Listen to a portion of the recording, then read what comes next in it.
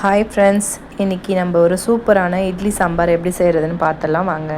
குக்கரில் ஒரு கப் துவரம்பருப்பு எடுத்துக்கோங்க. அதில் தண்ணி சேர்த்துக்கோங்க.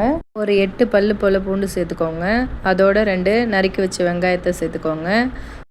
கட் பண்ணி வச்ச 2 தக்காளி, 1 ஸ்பூன் மஞ்சத்தூள் சேர்த்து 4 விசில் விட்டுக்கோங்க. பருப்பு சூப்பராக வெந்து வந்திருக்கு. இதை ஒரு கரண்டியில் நல்லா மசிச்சு விட்டுக்கோங்க. ஒரு கடாயில் ஒரு 5 ஸ்பூன் எண்ணெய் விட்டுக்கலாம். தாளிப்புக்கு சோம்பு சேர்த்துக்கலாம்.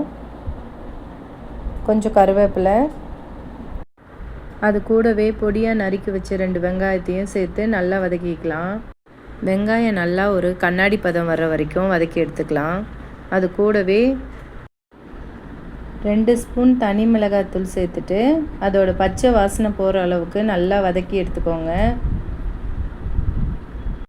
இதில் நம்ம வேறு எந்த ஒரு ஸ்பைசஸுமே கலக்கலை.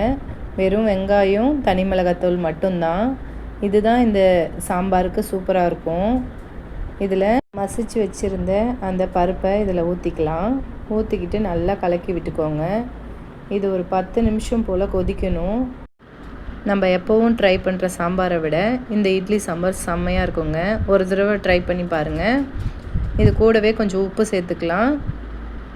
நல்லா கொதித்து வந்ததுக்கப்புறம் பரிமாறினா சூப்பரான இட்லி சாம்பார் தயாராகிடுங்க.